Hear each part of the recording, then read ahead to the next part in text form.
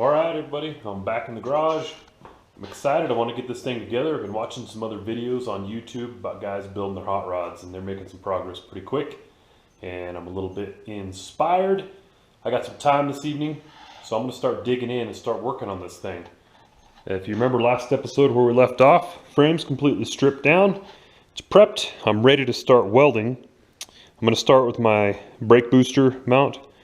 And then I'll probably go to the rear suspension parts on the frame. And then I got to weld up on my axle after that. So, issue. I have just my little MIG welder.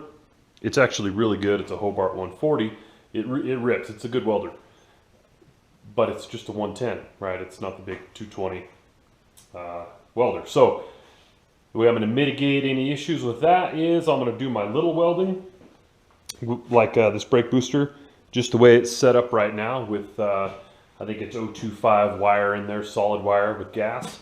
But then when I go to do my suspension parts, like especially on the rear axle, I'll go ahead and put in some flux core wire, just because that's where, when you follow the recommendation on it to weld like 3/16 metal, that's what they recommend, is an 035 flux core. So if you care, that's what I got going. If you really care, leave me a comment. Let me know what you think. Is that crazy? Is it not? It is what it is. This is what I'm working with. It's part of the, hey, just one dude out in his garage building a hot rod agenda. So there you go. And with that, I think it's time to start welding. I need to go to town. I need to weld it up. I was going to say weld her up, but I think that one's used up or copyrighted or something. So it's time to weld it together. Weld her together. Weld it up. Something. Get busy.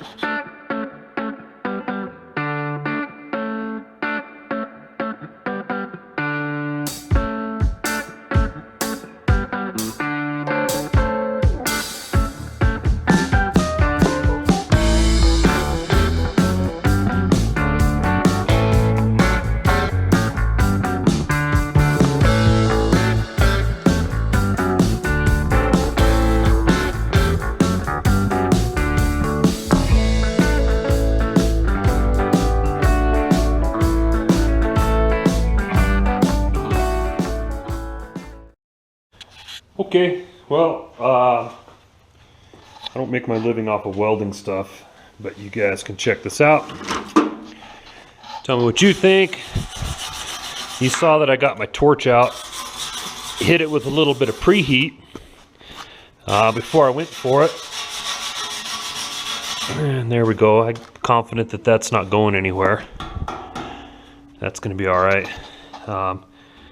For my brake booster. Now I want to be a little bit more cautious with my suspension parts.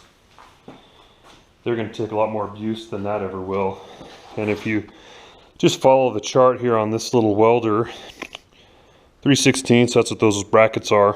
When you look at the recommendation, it's flux core 030 or 035. And I think I've got some 035 is what I'll be running in there. So I'm going to take a minute and I got to fix my welder up for running flux core instead of gas. And then we'll get back on it.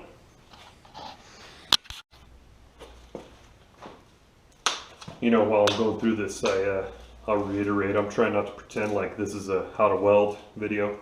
Because there's a lot of guys that do a lot better job than I do when it comes to this kind of stuff. You know, I know my way around one, but I'm not gonna pretend. But I will tell you a couple things I learned. One, I already told you about my little Hobart welder, the Handler 140. Great welder. This thing rips. It really does. And for body work, sheet metal, that kind of stuff on like, you know, 18 gauge to 22 gauge steel, just run some thin wire like an 024, and I just run CO2 for my gas on this thing. I don't even run the mix. It's way cheaper that way. But for that, it rips. It does anything you need. It's great. I did learn a lesson though, and that had to do with buying good wire. Like I bought some stuff at Harbor Freight. Love shopping there, great place. But I figured out their wire just it's inconsistent, to put it the best way when it comes to how their solid wire was doing for me. I was having a hard time And then I got some good wire actually once, and it just like butter. I mean, it welded so much better. So I learned a lesson on that. Another lesson I learned, I'll share with you guys. This is a kitchen mat, right? It's padded. You can kind of see how thick it is. I'll tell you a hint. For the guys that are watching, if you buy one of those for your wife for the kitchen, like every Mother's Day, birthday, Christmas, pretty soon there'll be too many to go around the house, and a few of them get ejected out to the garage. And there's pretty much nothing better to throw down and then have to pop down on your knees when you're getting down welding stuff. So there you go. YouTube free, and you get what you pay for.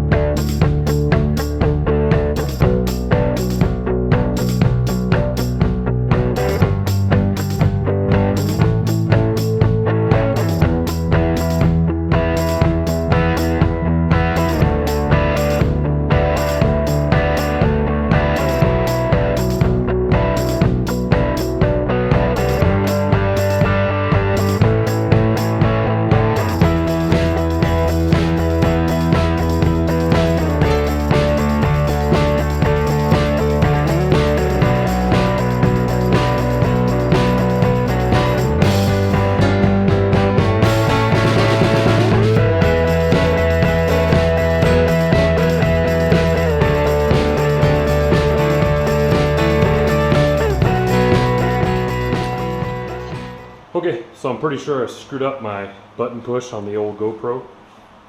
So you either got to see me welding, or you got to see me standing around looking at it. Or maybe I actually caught the circuit breaker pop in, and then me going from welder to electrician for a few minutes while I sorted that out. It doesn't matter, I welded, I fixed circuit breakers. So here's where I'm at now. You can kind of see how that flux core does there. I know that ain't the prettiest. Leave me a comment. Let me know what you think. What the heck, right? That's the risk you take, putting it out there like this. So here's my next move. I got to put these brackets on. So I'm going to come in and weld it here and out here.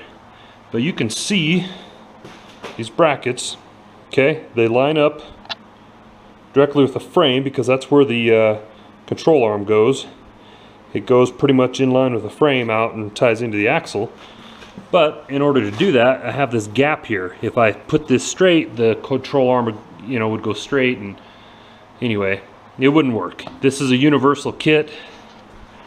I'm sure I ordered it off eBay. Pretty sure it came from China. I mean, probably straight from Wuhan. That's it. I'm gonna go with it how it is. So the way I'm gonna fix that is I'll weld it in there, preheat it, weld it. Preheating's pretty good. It's pushing a lot of the moisture out of there, and helps me get a better weld on there, a little more penetration. But I'll preheat it, weld it, and I'll flip it up there, and what I'll do is I'll just heat this up good here where I can hit it with a hammer down there, and then once it's against the frame there, then I'll come in and I'll stitch this in there. So okay, I'll put on a little more time lapse here, just in case my last time lapse was me troubleshooting a GFI and a circuit breaker instead of me welding. Let's give her a shot.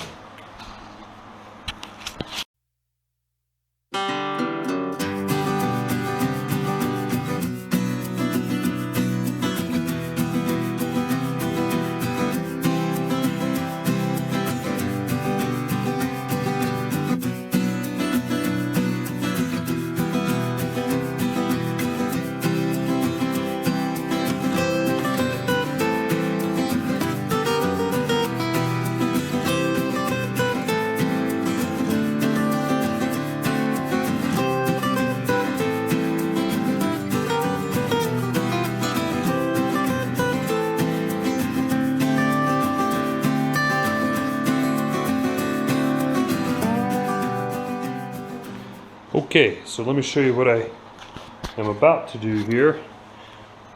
What I ended up doing is, you can see like right here on this one, to fix that gap, I came in here, zip cut that thing to create a little gap. Then I heated her up nice and hot. I took out the BH, had to get the RBH for this one, the really big hammer, and smashed it down. It closed up that gap. You can see here I don't have any gap, so now I can come in here and stitch that on. Let's see how it goes. All right, I'm calling it for the night. It's about a couple minutes till Jeopardy. My 12-year-old girl's been killing me all week at it, so I'm gonna go try to redeem myself. And here's where we stand. I'll stay like way back here so you can't see those welds. They're effective. How's that? It's effective. That's burned in, these are burned in. You can see how I was able to get a good, no gap there. You know, I was able to heat it up and weld all in there. My back perches are welded up. Brake booster mounts welded. Tomorrow I weld that. Tackle all the rear axle. And once that's done, I can start cleaning up and painting stuff and start putting stuff together. There's a couple things I'll have to weld on the frame, but we'll get to it.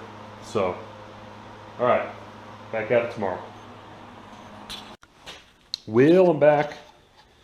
Turns out I got smoked at Jeopardy, but I got a little bit of time, about 30 or 40 minutes here, so I'm gonna weld away for a little bit. Here's my plan. These are my top mounts for the top bars. I cut myself a piece of square tube that's the same size as the end link. So that I put it in there, clamped it, so that way those don't move on me when I go to welding. And I'll just come in here and zip it together the best I can. That side, and then I'll roll this rear end over and do all that. Let's see how far I can get before I have to go to bed. I'm calling it a night. Yeah, so I got her welded up. Okay, this story. So the breather tube for this thing I think was about right here. I pulled it out, drilled a hole over here, welded that up for my mounts here. Anyway, that hole's in the perfect spot so that when I roll the rear axle over to weld underneath, it makes a big spot on the floor. And then when I walk over there to get my way too expensive kitty litter, I step in it and I track it. Anyway, that's done. These are welded. It's welded underneath too. Haven't wire brushed any of that, so it looks nasty. And I kind of don't want to because it'll probably look even nastier if I do. That's my circuit breaker box in my garage. The ops limit for that welder running 035, well, flux core maximum is about 4 inches of weld. Kicks the breaker. So this was kind of frustrating. Took me a lot longer than I wanted to, but I got it done. Now that's good, man. That's good. It's done. Now I can come over here and clean it up, start painting stuff, start putting it back together. Alright, another day back in the shop, the garage, and I got a plan. I'm gonna make some stuff happen today. The weather's really nice today, but it's supposed to just get cold tomorrow. So I want to try to get some paint on some stuff today if I can before it just gets really cold out here. So to get to that point, I've got to do some wire brushing along on the frame and clean that sucker all up. Try to heat it up if I can to make where the paint will stick. And the same with this rear axle housing. If I can get those two painted today, that'll be a huge win. And like I talked about earlier, I need to fix this where I drilled my hole for my vent. I think I need to come in like up in here somewhere out of the way and drill and tap for my vent tube on my rear axle, and then weld up that little hole and then clean that whole sucker up so I can put some paint on it. That's my plan. I'm gonna see how much I get done. Probably not gonna do a bunch of time lapse of you watching me reorganize my garage, but we're gonna get there. Check back in a minute. All right, This is some nasty work getting this frame cleaned up.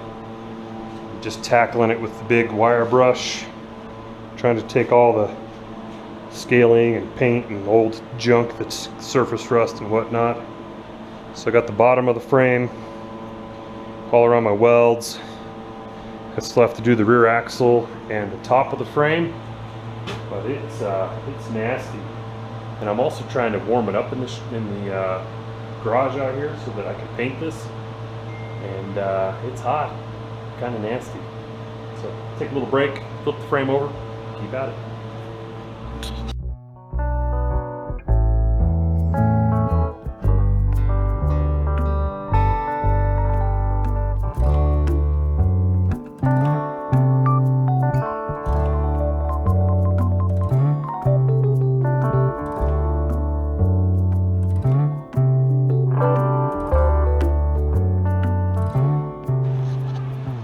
Well, I think that's almost the big stuff for the frame. That's about all I'm gonna do with it anyway. For the big stuff, I'll go back and I'll hit it with some Scotch-Brite over one more time, top and bottom. I'll start spraying some paint on it. Tell you, guys gotta be on his A game if you're gonna be out here John Wayne in the angle grinder with no guard on it and the wire wheel. That thing will eat your lunch. So that's why I got my long sleeves, some face covering on, eyeglasses, ear protection, all that garbage. So all I got to do now is come in and do the same thing, wire wheel all that business off. Pull those wheels and tires off. I got some junkers, some rollers I'll slap on there, or I'll just use some of these jack stands or something to put it up.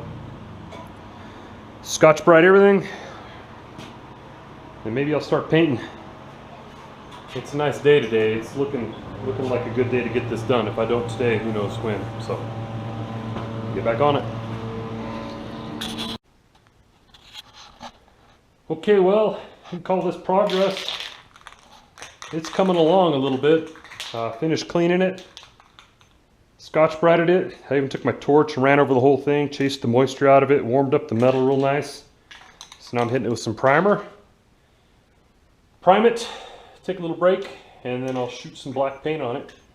And we'll call this pretty good for now. As I'm doing this, I'm sitting over here looking at the front suspension. All these pieces I got to take apart, and each one's going to need to be cleaned up. And anyway, this is going to be pretty normal for the next, I don't know, few times I do this project. It's just going to be cleaning things, painting them, and then we can start putting it together. But I won't get too far ahead of myself. I'm going to keep on priming and take a break and then get some paint going. Okay, quick update. I got black paint on stuff. I think it looks pretty good. Get in there, check it out. Yeah, there's little flaws and stuff, but a little uneven. I need to touch it up. This is what I'm using. It sticks pretty good, flows out pretty good, and should hold up pretty good. So I painted the frame, the bottom of it, insides, half of the diff, or the half of the rear end actually. I'm gonna roll it over and paint the other half, and then those are just some junker tires I got on there. I'll pull the drums off and clean those up and paint those another time. Which brings me to my last point, or the point I'm gonna make. The reason I like using this kind of paint is so that I can replicate it. It's a piece of cake. I'm gonna have to do some more grinding and welding and whatnot on the frame. I know it. I haven't mounted my headlights yet, so if I have to go paint it again, I just get that same kind of paint, and there we go. Okay. Let it go one more time and get some more done.